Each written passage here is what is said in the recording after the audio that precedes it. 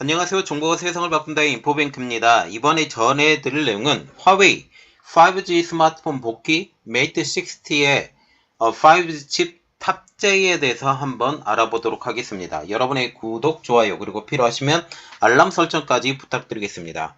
지금 화웨이가 새로 출시되는 메이트 60에 지금 5G 칩을 탑재해서 5G 스마트폰으로 다시 복귀한다 라는 그런 이야기가 나오고 있습니다. 자, 그러면 이 내용들이 어떤 건지 조금 더 알아보도록 하겠습니다. 지금 보시면 29일 날 화웨이가 프리미엄 스마트폰인 메이트 60를 출시했습니다. 여기에서 신제품의 발표회 없이 자체 인터넷몰에서 사전 판매를 실시하고 있는데, 그리고 화웨이는 이 제품이 4G용인지 그리고 5G용인지 아직까지 밝히고 있지 않는 상황. 그리고 5G용일 경우 중국 최초 자체 개발 5G 스마트폰이라는 사실. 이전에 5G 스마트폰 같은 경우는 외국 칩을 받아서 만들었는데 지금 최초로 한다. 그리고 두 개의 14나노 칩을 활용한 적층 기술로 7나노 칩을 개발했다는 소식까지 나오고 있습니다. 그러면 이것들이 배경이 어떻게 되는지 한번 자세히 알아보도록 하겠습니다. 자, 그래서 이번에 알아볼 내용은 화웨이 5G 스마트폰 복귀, 메이트 60의 5G 칩 탑재에 대해서 한번 알아보도록 하겠습니다. 지금 화웨이의 스마트폰은 트럼프 행정부의 강력한 화웨이 견제, 이것은 당연히 중국 견제를 위해서 가장 선진적인 기술 기업이라고 불렸던 화웨이를 제재시켜서 지금 했던 것인데, 화웨이 같은 경우는 CCTV, 5G 통신 장비, 5G 스마트폰으로 지금 대변이 되고 있고, 이것을 통해서 모든 통신의 중심이 된다라고 하는 게 지금 화웨이 입장이었어요. 그래서 CCTV도 지금 화웨이가 가장 잘 나갔었는데 지금 많이 어려워지고 있죠. 판매도 안 되고 있고, 그래서 많이 어려워지고 있다라는 그런 이야기가 나오고 있습니다. 그래서 일단 우리가 알아봐야 될 것은 트럼프 행정부 제재로 어그러진 스마트폰부터 알아보도록 하겠습니다.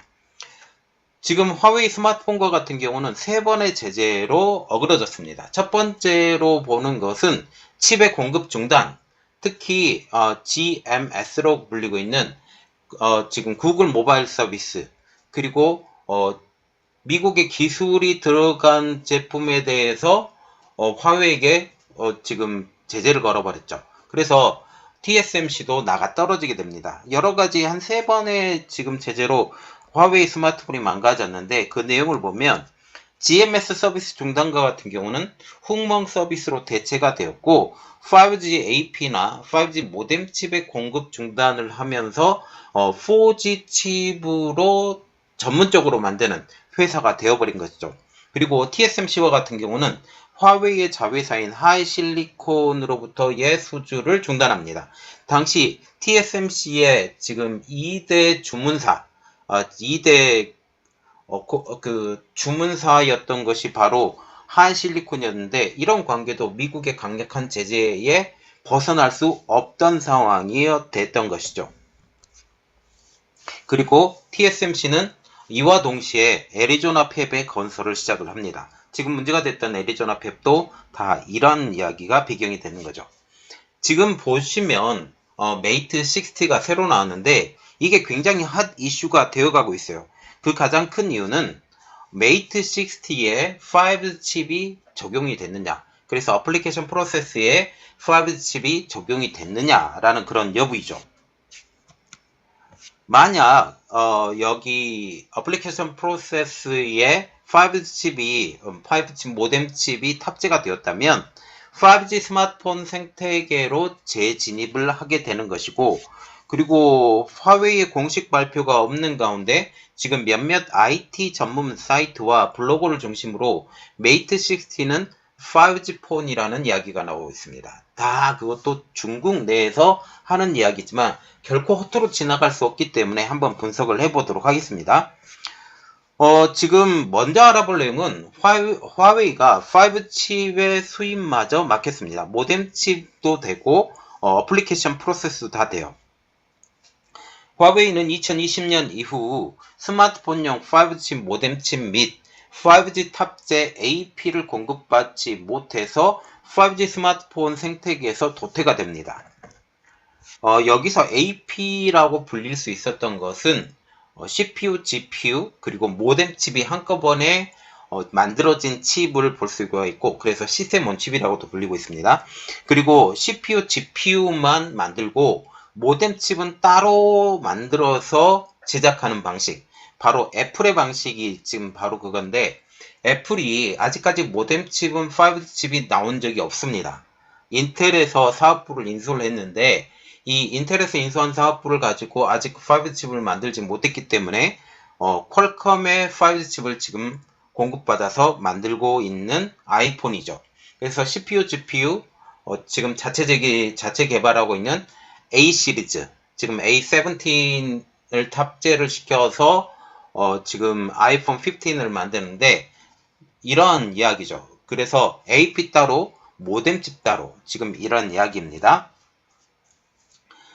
자, 지금 5G 칩이라고 주장하고 있는 뉴스와 블로거를 조금 보도록 할게요.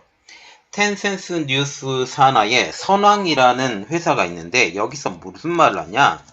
화웨이가 내부 화상회의를 통해 메이트 6가 절대 5G 폰임을 홍보하지 말라는 지침을 내렸다고 합니다.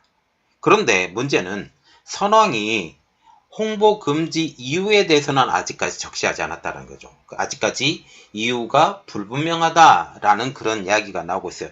그래서 이게 정말 5G 칩인지 그리고 4G 칩인지 아직까지 불분명하다라는 사실이죠. 그리고 중국의 IT 사이트인 싱하이 칭바우지는 지금 이렇게 말을 하고 있습니다. 화웨이가 3D 스택 기술을 사용해 저사양의 칩 2개를 적정시켜 고사양의 5G 칩을 구현을 했다. 그 배경으로 보면 화웨이가 지난 4월에 스택 기술 특허를 공개를 했는데, 이 특허가 CN11604-752A라고 불리고 있습니다. 이것도 제가 좀 이따 분석을 해드릴게요. 그리고 메이트 60에 장착된 기린 9000S에 2035 CN2라고 표시가 되었다.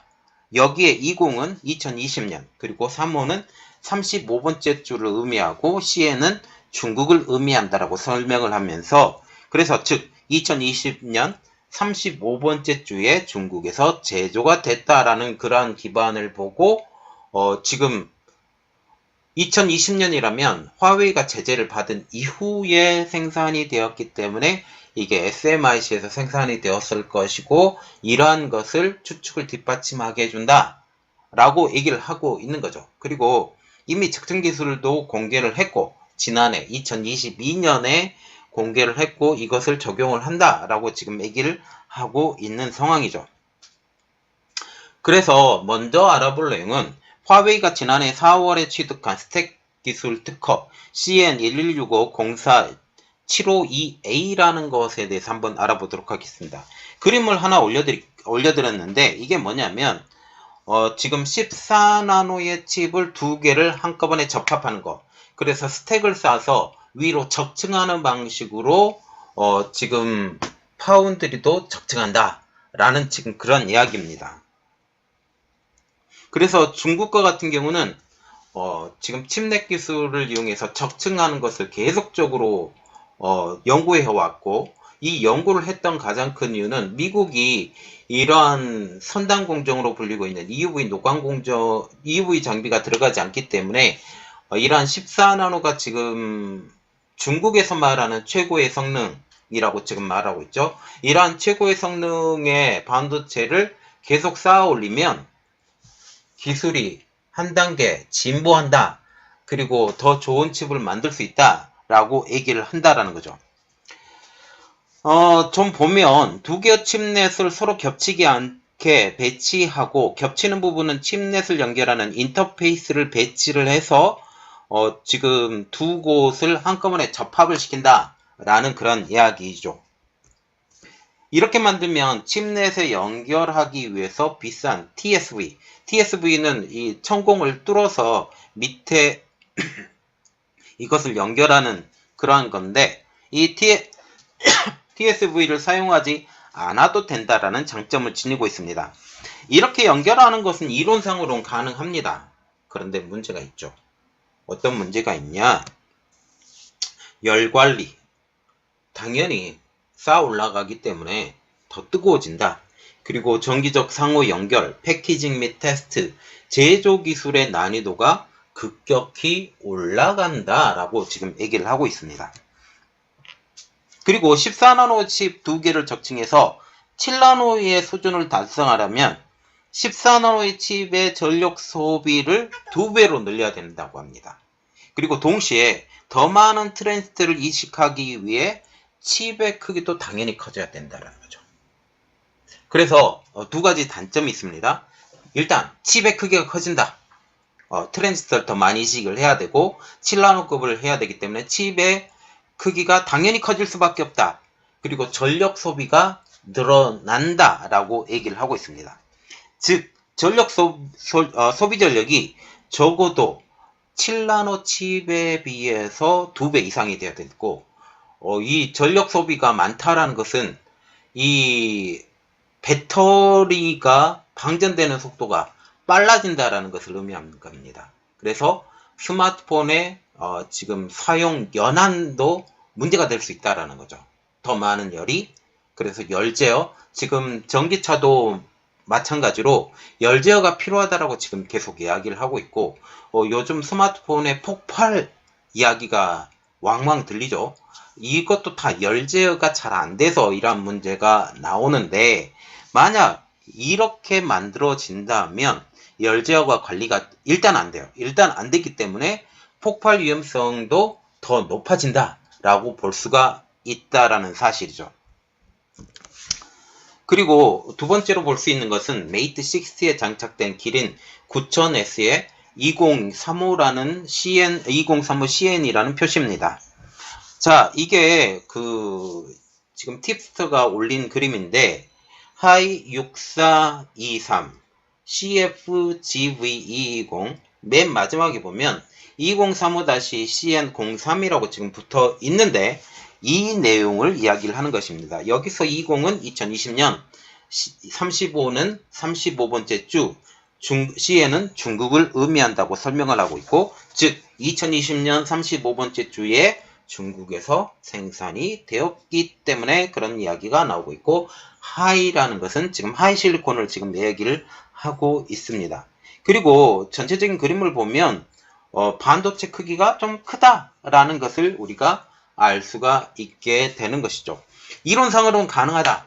이론상으로 가능한데 지금 전체적인 스마트폰 기능상으로 보면 7나노 이상의 성능을 내지는 못하고 그리고 5G가 가능할 수도 있지만 지금 반도체 크기가 클 수밖에 없고 열 관리 안 되고 이런 면이 있다라고 볼 수가 있다라는 거죠.